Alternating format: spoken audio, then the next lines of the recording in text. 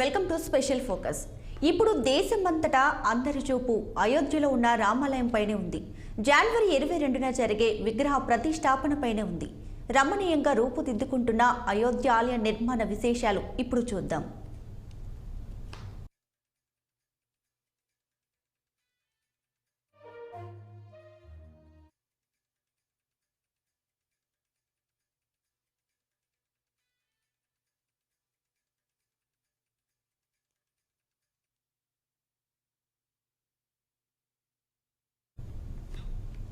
అయోధ్య ఈ పేరు చెబితే చాలు భారతీయుల మనసు భక్తిభావంతో పులకించిపోతుంది. శ్రీరాముడి జన్మస్థలంగా అయోధ్య వేల ఏళ్లుగా చరిత్రలో నిలిచిపోయింది. అలాంటి చోట కొత్తగా ఆలయ నిర్మాణం ఈ శతాబ్దపు మహత్తర కార్యక్రమంగా మారింది. భారతదేశ చరిత్రలో ఈ ఘట్టం చిరస్థాయిగా నిలిచిపోనుంది. రామ జన్మభూమిలో శ్రీరాముడి విగ్రహ ప్రతిష్టాపన జనవరి 22వ తేదీన జరగనుంది. ఇది యావత్ దేశానికి ఓ పర్వదినంగా మారింది.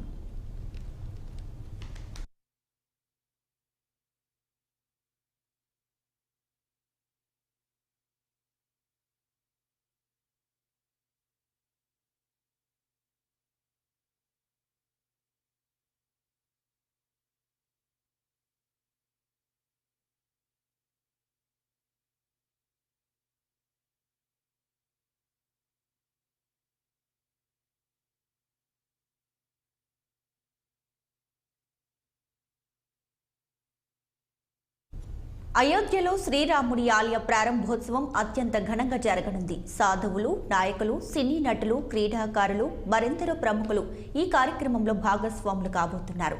స్వతంత్ర భారతదేశంలో అత్యంత ప్రాధాన్య సంఘటనలో ఒకటిగా ఆలయ ప్రారంభోత్సవం చరిత్రలో నిలిచిపోనుంది. అంతేకాదు, శతాబ్దాల పాటు ఆలయం కోసం జరిగిన పోరాటం ఒక కొలిక్కి వచ్చినట్లవుతుంది.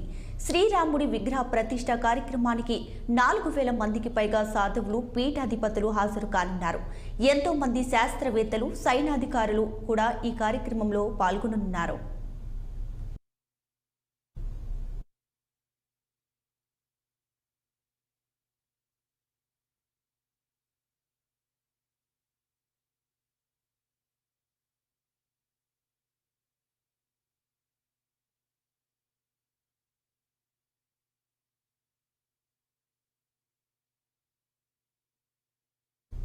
ఇక ఆలయ నిర్మాణానికి డిజైన్ను సోంపుర కుటుంబం రూపొందించింది. ఆలయ నిర్మాణాల డిజైన్ల రూపకల్పనలో 2-3 తరాలుగా సోంపుర కుటుంబం ప్రఖ్యాతి చెందింది. అయోధ్య రామాలయంతో పాటుగా దేశవ్యాప్తంగా 100కు పైగా ఆలయాలకు ఈ కుటుంబ సభ్యులే వివిధ రకాల డిజైన్లు రూపొందించారు. పునర్నిర్మించిన సోమనాథ్ ఆలయానికి డిజైన్ రూపొందించిన ఘనత కూడా ఈ కుటుంబానికి దక్కుతుంది. రామాలయ డిజైన్ రూపకల్పనకు ఈ కుటుంబ పెద్ద చంద్రకాంత్ సోంపుర చీఫ్ ఆర్కిటెక్ట్గా వ్యవహరించారు. ఆయనకు 2 కుమారులు ఆశిష్, నిఖిల్ సోంపుర కూడా ఎంతగానో సహకరించారు.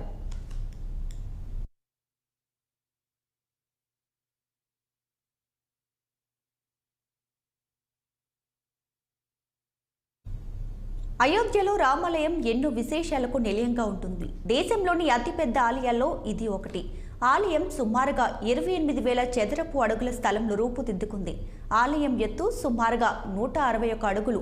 దేశ విదేశాల నుంచి 2587 పవిత్ర స్థలాల నుంచి తీసుకువచ్చిన మట్టిని ఆలయ నిర్మాణం పునాదుల్లో ఉపయోగించారు. ఝాన్సీ, భిటోర్, యమునోత్రి, హల్దీఘాటి, చిత్తోడ్గఢ్, స్వర్ణ దేవాలయం లాంటి ఎన్నో పవిత్ర స్థలాల నుంచి మట్టిని సేకరించారు. థాయిలాండ్ పవిత్ర స్థలాల నుంచి మట్టిని, నీళ్లను తెప్పించడం విశేషం. అంతేకాకుండా అయోధ్య ఆలయ నిర్మాణానికి ప్రతిరూపంగా ఉండే ఆలయాన్ని థాయిలాండ్లో నిర్మించారు.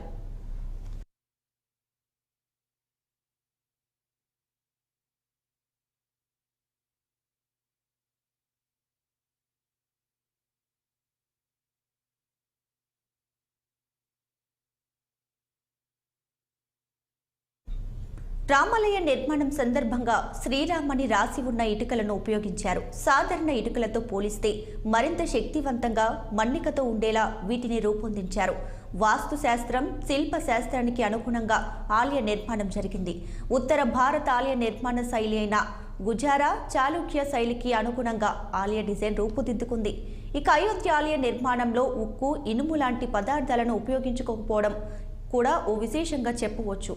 ప్రధానంగా రాళ్లను ఉపయోగించి ఆలయాన్ని నిర్మిస్తుంటారు. ఆలయానికి 1000 ఏళ్ల వరకు ఎలాంటి మరమ్మతులు రావని భావిస్తున్నారు.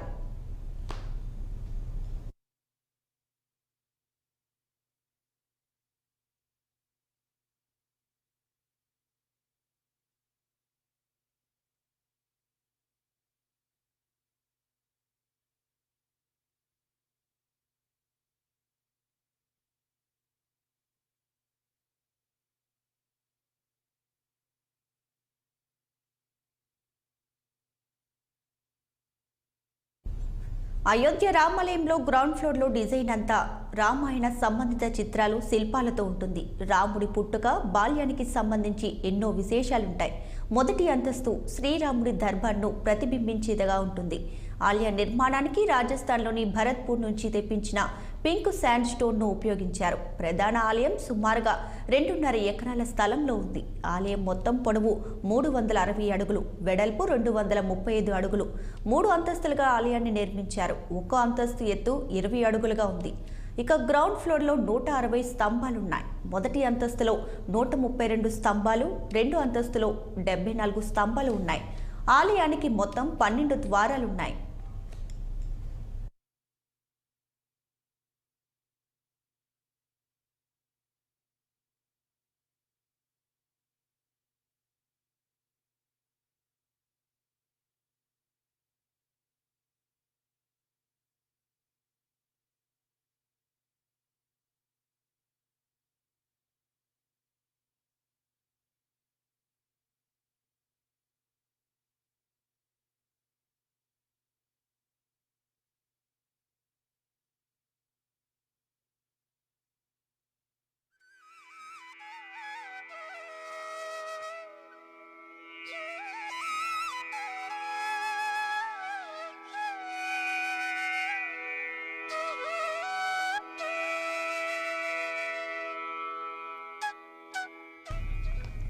అయోధ్యలో రామాలయాన్ని ఎంతో పటిష్టంగా నిర్మిస్తున్నారు. పెద్ద పెద్ద ప్రకృతి విపత్తులను సైతం తట్టుకొని ఉండేలా దీన్ని డిజైన్ చేశారు. కనీసం 2500 ఏళ్లు నిలబడేలా ఈ ఆలయాన్ని డిజైన్ చేసినట్లు ఆర్కిటెక్ట్ ఆశిష్ సోంపుర చెప్పారు. భారతీయ సంస్కృతిని ప్రతిబింబించేలా ఆలయ నిర్మాణం జరిగింది. అష్టభుజి ఆకారంలో ఆలయ గర్భగుడి రూపుదిద్దుకుంది. దేశంలో ఈ తరహాలో ఉన్న ఆలయాలు చాలా తక్కువేనని అంటున్నారు. ఈ ఆలయంలో పచ్చదనానికి ప్రాధాన్యం ఇస్తున్నారు. ఆలయ కాంప్లెక్స్లో తక్కువ భవనాలు ఉండేలా ప్లాన్ చేశారు. మ్యూజియం, పరిశోధన కేంద్రం, ప్రార్థన మందిరం మొదలైన ఇతర సదుపాయాలను ఆలయ కాంప్లెక్స్ వెలుపల నిర్మించాలని భావిస్తున్నారు.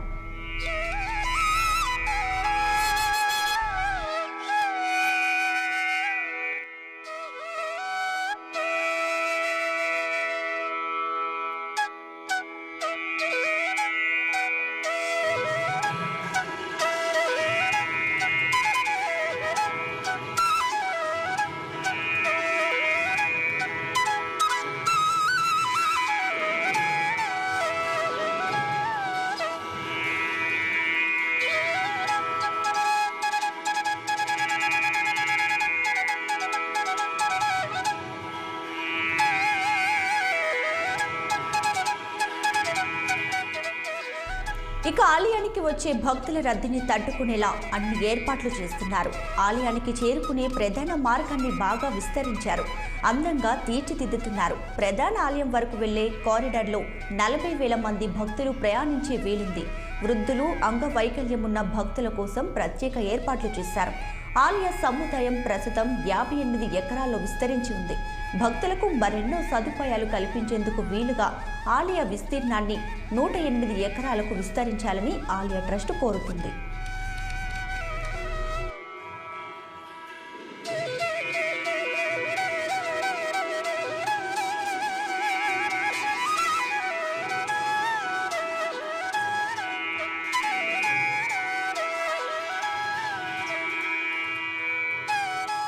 ఫిబ్రవరి 22న అయోధ్య రామాలయంలో రామ్ లల్లా విగ్రహ ప్రతిష్టాపన కార్యక్రమం ఘనంగా నిర్వహించబోతున్నారు. ఈ నేపథ్యంలో అయోధ్యలో కొత్త రైల్వే స్టేషన్, కొత్త ఎయిర్పోర్ట్ కూడా తయారయ్యాయి. ఇప్పటికే అయోధ్యలో కొత్త రైల్వే స్టేషన్తో పాటు అంతర్జాతీయ ఎయిర్పోర్ట్ పనులు పూర్తి కావడంతో ట్రయల్ రన్స్ నిర్వహించారు. మర్యాద పురుషోత్తం శ్రీరామ్ అంతర్జాతీయ విమానాశ్రయంలో తాజాగా నిర్వహించిన విమానాల ట్రయల్ రన్స్ విజయవంతమయ్యాయి. రోడ్డు, రైలు, వాయు మార్గాల్లో అయోధ్యను చేరుకునేలా రవాణా సదుపాయాలను విస్తృతం చేస్తున్నారు. ఇప్పటికే ఉన్న సదుపాయాలను మరింత మెరుగుపరుస్తున్నారు.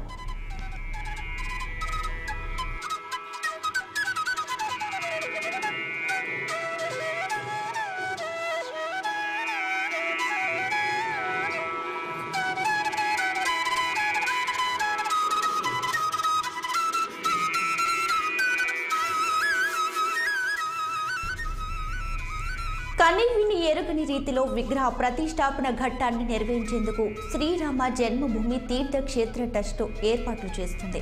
అటు భక్తులు కూడా ఆలయానికి కానుకలను అందజేయడానికి ముందుకొస్తున్నారు. రామ మందిరం థీమ్తో గుజరాత్కు చెందిన వజ్రాల వ్యాపారి ఓ అద్భుతమైన హారాన్ని రూపొందించారు.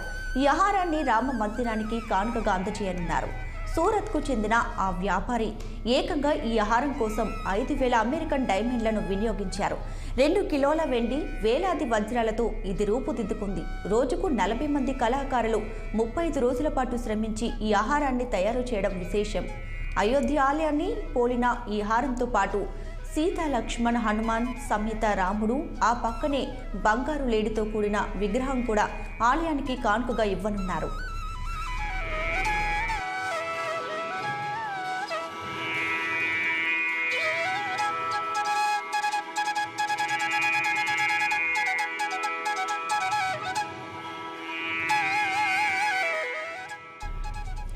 అయితే ఆలయం అనగానే అందరికీ గుర్తుకొచ్చే వాటిలో గుడి గంటలు కూడా ఉంటాయి. తమిళనాడులోని నమ్మక్కల్కు చెందిన కళాకారులు అయోధ్యలోని రామ మందిరంలో ఉపయోగించే 42 గంటలను రూపొందించారు. బెంగళూరుకు చెందిన రాజేంద్ర ప్రసాద్ అనే భక్తుడు కూడా ఆండాల్ మోల్డింగ్ వర్కర్స్కు 48 గంటల తయారీకి ఆర్డర్ ఇచ్చారు. ఆలయంలో మొత్తం 108 గంటలు ఏర్పాటు చేయనున్నారు. ఇక మహారాష్ట్రలోని పూణేకు చెందిన భక్తులు శ్రీరాముడు కోసం వస్త్రాన్ని విరయిస్తున్నారు. దో ధాగే శ్రీరామ్ కే లియే అనే పేరుతో ఈ కార్యక్రమాన్ని నిర్వహిస్తున్నారు. వస్త్రాలను నేసిన తర్వాత వాటిని ఆలయ ట్రస్ట్కు అందించనున్నారు.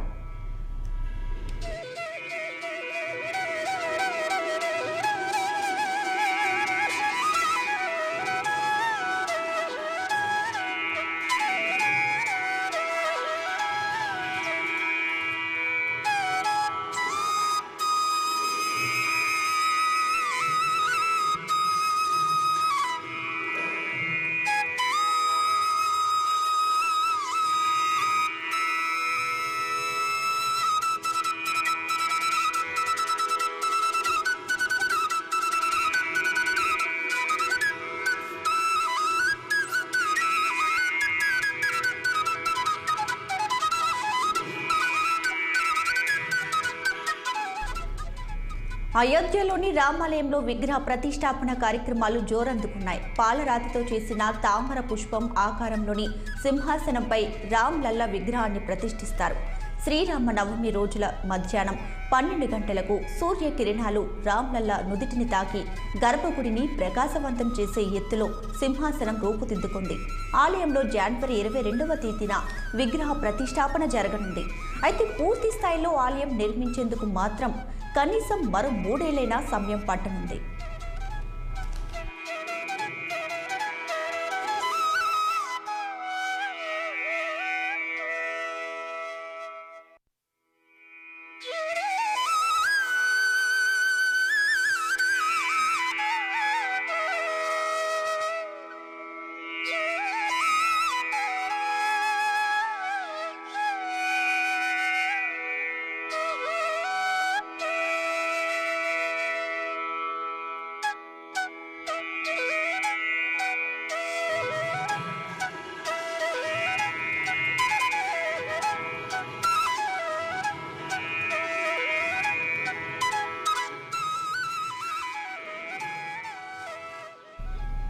అయోధ్యలోని రామాలయంలో రోజువారీ పూజలకు కూడా ఏర్పాట్లు జరిగాయి. కొత్తగా అర్చకులను నియమించారు. మొత్తం 22 మంది కొత్త అర్చకులకు ఆలయ ట్రస్ట్ ఇప్పటికే శిక్షణ ఇచ్చింది. 30 ఏళ్లలోపు యువకులనే కొత్త అర్చకులుగా తీసుకున్నారు. 20 పోస్టుల భర్తీకి నోటిఫికేషన్ ఇవ్వగా 3,000కు పైగా దరఖాస్తులు వచ్చాయి. రాత పరీక్ష, ఇంటర్వ్యూ నిర్వహించి అర్చకులను ఎంపిక చేశారు. ఇక శ్రీరాముడి విగ్రహ ప్రాణ ప్రతిష్ఠ కార్యక్రమంలో భాగంగా నిర్వహించే పూజ కోసం ప్రత్యేకంగా 600 కిలోల స్వచ్ఛమైన ఆవు నెయ్యిని ఉపయోగించనున్నారు. దీన్ని రాజస్థాన్లోని జోధ్పూర్ నుంచి తెప్పించారు. పూజలో ఉపయోగించే పసుపును కంబోడియా దేశం నుంచి తెప్పించారు.